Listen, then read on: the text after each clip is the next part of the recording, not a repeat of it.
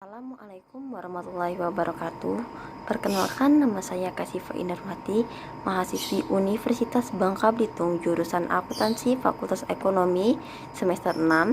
Kali ini saya akan menganalisis jurnal internasional mengenai kepemimpinan yang berjudul Heterogeneity and Centrality of Dark Personality Within Team, Shared Leadership and Team Performance, a Conceptual Moderate Mediation Model. Dalam bahasa Indonesia, berarti heterogenitas dan sentralitas kepribadian gelap dalam tim, kepemimpinan bersama, dan kinerja tim. Sebuah konseptual model mediasi yang dimodernisasi. Jurnal ini dibuat oleh Afif Jurnasif yang dimuat dalam jurnal Human Resource Management Review. Pada kesempatan kali ini yang akan dibahas yaitu pertama, latar belakang, kedua, tinjauan pustaka mengenai kepribadian gelap, ketiga, kepemimpinan bersama, keempat, komposisi kepribadian gelap dan kepemimpinan bersama, kelima, moderator tim asosiasi kepemimpinan bersama, keenam, proses mediasi kepemimpinan bersama, ketujuh, diskusi, dan yang terakhir, kesimpulan. Langsung saja saya akan bahas mengenai latar belakang. Latar belakang adanya penelitian ini yaitu evolusi mendukung manusia secara adaptif memobilisasi strategi untuk memanfaatkan sumber daya yang ada di lingkungan sekitarnya. Kepribadian yang mempengaruhi respon perilaku rangsangan situasional menarik untuk dipahami. Bagaimana makhluk sosial memposisikan diri untuk mengatur sistem dan konteks sosialnya. Kendala dan sistem ambiguitas mempengaruhi kebutuhan untuk bermanuver dan memanfaatkan peluang untuk mendapatkan sumber daya adaptif. Menurut penelitian Ames tahun 2009, karakteristik adaptif dapat diartikan sebagai pesona, ketegasan, manajemen, dan kepemimpinan yang memfasilitasi perilaku dan sifat. Kepribadian gelap mengacu pada kepribadian yang dianggap merugikan tapi masih dalam fungsi normal. Tiga ciri yang menunjukkan adanya kepribadian gelap yaitu Machiavellianisme, narsisme, dan psikopat di tempat kerja yang disebut dengan triad kegelapan. Machiavellianisme artinya individu mempunyai kepribadian manipulatif dan sifat kognitif kepada orang lain. Dalam arti lain, Machiavellianisme adalah paham yang menghalalkan semua cara untuk mencapai tujuan yang diinginkan. Narsisme merupakan gangguan kepribadian yang ditandai dengan orang yang suka memuji diri sendiri, tidak memperdulikan orang lain atau merasa dirinya istimewa. Sedangkan psikopat dalam dunia kerja atau psikopati adalah gangguan kepribadian yang ditandai dengan kurangnya empati dan kebiasaan melanggar aturan. Ketiga ciri kepribadian gelap ini dianggap sebagai gangguan ekstrim yang tidak cocok untuk memasuki dunia kerja. Selanjutnya, saya akan bahas mengenai tinjauan pustaka. Kepribadian gelap dijelaskan dalam 3 sub, yaitu konseptualisasi triad kegelapan, kepribadian gelap dalam konteks organisasi, dan kepribadian gelap dalam tim. Yang pertama, konseptualisasi triad kegelapan. Triad kegelapan diklasifikasikan sebagai gangguan kepribadian. Perbedaan dalam pengukuran antara domain klinis dan non-klinis menghalangi untuk mengetahui adanya kepribadian gelap di tempat kerja. Narsisme melibatkan pandangan yang berlebihan mengenai diri sendiri, keinginan untuk mengontrol, sukses, dan menerima pujian.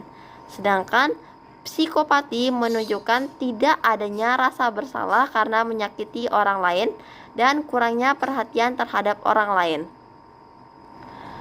Machiavellianisme dicirikan dengan pembuatan keputusan yang cenderung curang ataupun berbohong.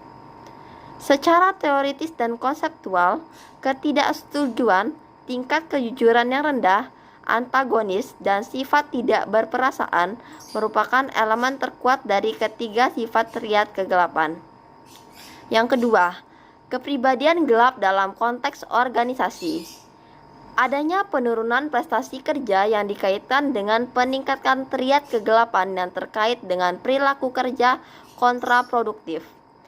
Penelitian Boyle tahun 2012 menghasilkan bahwa pengaruh ciri-ciri kepribadian triad kegelapan tidak konsisten.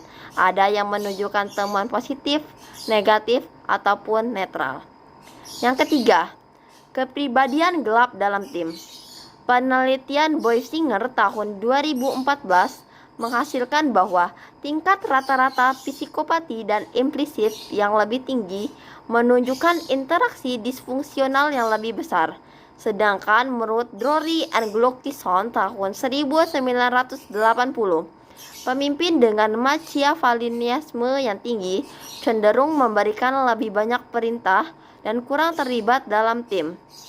Narsisme CEO membuat kinerja perusahaan tidak lebih baik ataupun buruk.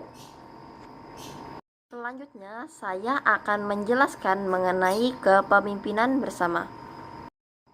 Kepemimpinan bersama dibagi dalam dua sub, yaitu konseptualisasi dan operasionalisasi, dan yang kedua, kepemimpinan bersama dan kinerja tim. Pertama, konseptualisasi dan operasionalisasi. Gibb pada tahun 1954 mengemukakan adanya dua bentuk kepemimpinan tim, yaitu kepemimpinan tim terfokus pada individu tunggal dan kepemimpinan terdistribusi ketika dua atau lebih individu berbagi peran, tanggung jawab, dan fungsi kepemimpinan. Kepemimpinan bersama merupakan kondisi yang saling mempengaruhi di antara anggota tim dan dalam interaksinya mempertahankan kelangsungan hidup untuk membentuk suatu tim dan kinerja organisasi. Kepemimpinan bersama terbukti efektif dalam meningkatkan mitasi, memfasilitasi penyediaan sumber daya, menciptakan keterbukaan, dan memfasilitasi berbagai informasi. Kedua, kepemimpinan bersama dan kinerja tim.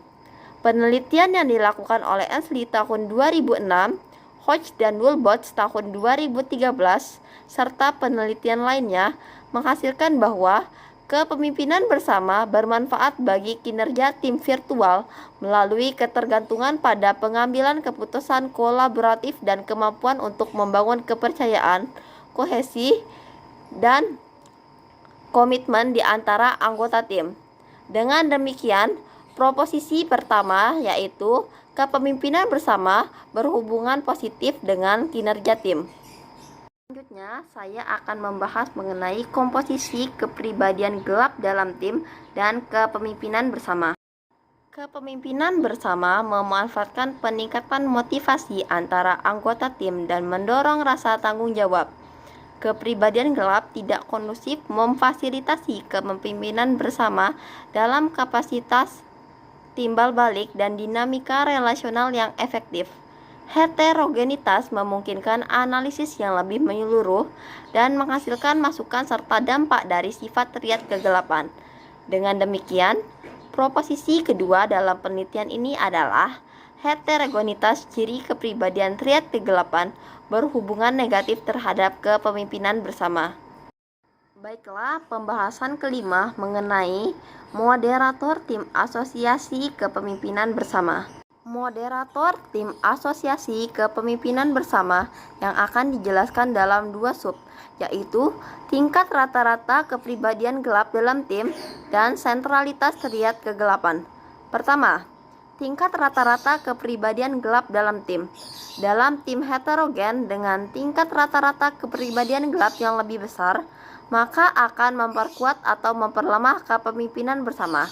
Semakin banyak anggota di dalam tim yang melaporkan tingkat kegelapan yang lebih besar, maka semakin banyak pula kemungkinan tujuan ketidakselarasan dan perilaku melayani diri sendiri yang berlawanan dengan kebaikan kolektif tim. Dengan demikian, proposisi ketiga dalam penelitian ini adalah tingkat rata-rata kepribadian gelap akan memoderasi hubungan antara heterogenitas sifat kepribadian triad gelap dan kepemimpinan bersama, sehingga kepemimpinan bersama akan menurun seiring dengan meningkatnya insiden kepribadian gelap dalam tim yang heterogen dan homogen. Selanjutnya, mengenai sentralitas triad kegelapan. Dalam bekerja yang memerlukan aspek relasional dan pengorganisasian tim, maka diperlukan struktur jaringan dalam tim. Kunci dalam jaringan tim adalah jaringan posisi dan sentralitas anggota yang menunjukkan sejauh mana keterlibatan relasional anggota dengan anggota yang lain dan kontribusinya untuk tim. Dengan mengukur pengaruh moderasi dari sentralitas anggota tim dengan peringkat sifat kepribadian triad kegelapan tertinggi, dapat mengungkapkan lebih jauh mekanisme triad kegelapan.